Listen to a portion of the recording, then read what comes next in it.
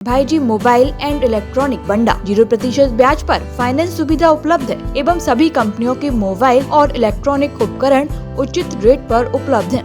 कांग्रेस की केंद्रीय चुनाव समिति की दिल्ली में बैठकों का दौर लगातार जारी है। बुधवार को रात 11 बजे तक बैठक चली और गुरुवार सुबह 10 बजे से एक बार फिर से सीईसी की बैठक शुरू हो गई। लेकिन अब तक बची हुई सभी 86 सीटों को लेकर कांग्रेस कोई सूची जारी नहीं कर सकी है। हालांकि कांग्रेस से जुड़े सूत्र बता रहे हैं कि इन 86 में से 36 सीटों पर उम्मीदवारों के नाम फाइनल कर लिए गए हैं, लेकिन बचे हुए 50 सीटों को लेकर अभी भी मातापच्ची चल रही है।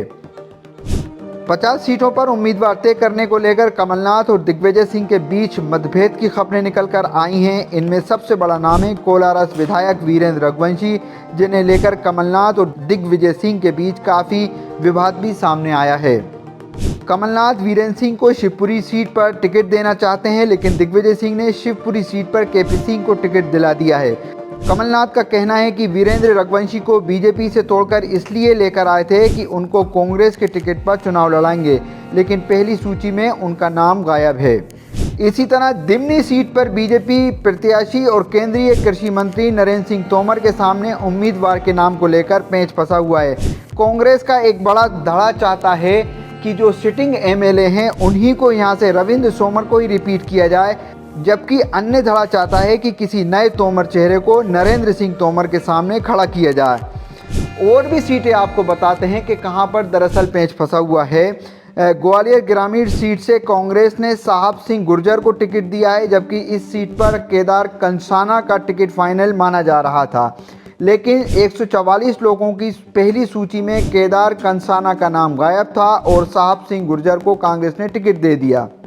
साहब सिंह गुर्जर पहले कांग्रेस पार्टी में थे, सिंधिया गुट में थे, लेकिन सिंधिया गुट ने भाव नहीं दिया तो उन्होंने 2018 में कांग्रेस से बगावत कर बसपा से चुनाव लड़ा। फिर दिग्विजय सिंह ने उनकी कांग्रेस में वापसी कराई और अब सूत्र बता रहे हैं कि दिग्विजय सिंह के खेमे से ही साहब सिंह गुर्जर को टिकट दिया गया है।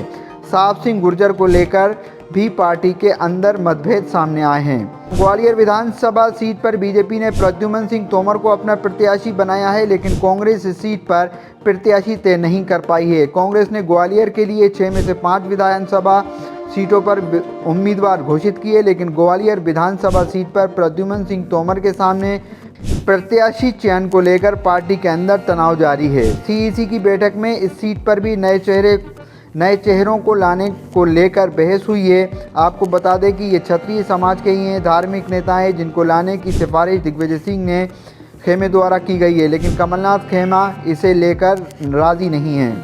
इधर बुंदेलखंड की छतरपुर जिले की बिजावर विधानसभा सीट पर चरण सिंह यादव को कांग्रेस ने टिकट दिया, लेकिन यूपी के झांसी के रहने वाले और कांग्रेस के अंदर इनको बाहरी बताकर इनका विरोध किया जा रहा है। यहां से भवन विक्रम सिंह उर्फ केशु राजा का टिकट फाइनल माना जा रहा था, लेकिन उनको टिकट ना देते हुए पार्टी ने चरण यादव को टिकट दे दिया।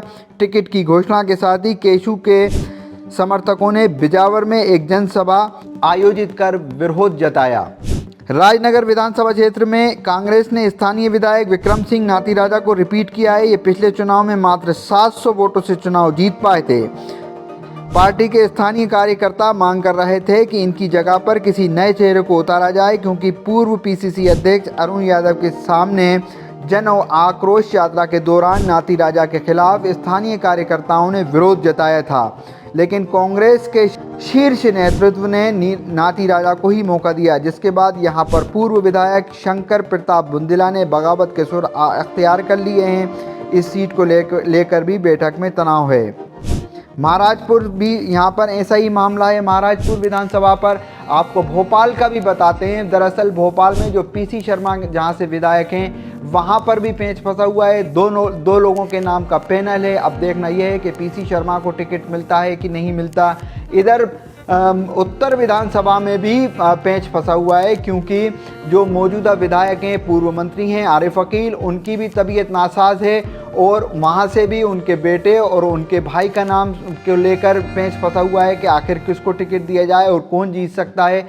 तो इस तरह की खबरें आ रही हैं कि लगातार जो है पेंच फंसा हुआ है। 50 सीटें ऐसी हैं जिन पर पेंच फंसा हुआ है। सिरोंज की सीट भी उसमें से एक है, उस पर भी उसके नाम पर भी वहाँ पर भी पेंच फंसा हुआ है।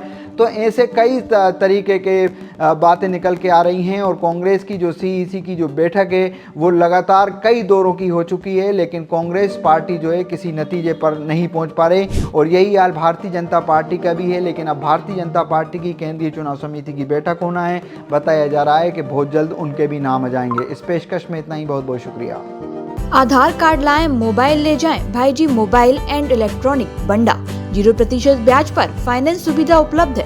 Laptop, fridge, cooler, washing machine, TV, AC, water cooler, पंखा, मिक्सी एवं सभी कंपनियों के मोबाइल और इलेक्ट्रॉनिक उपकरण उचित रेट पर उपलब्ध हैं। हमारा पता है गांधी मूर्ति के सामने, मेन रोड, बंडा, जिला सागर, मध्य प्रदेश। हमारा नंबर है 8719002577।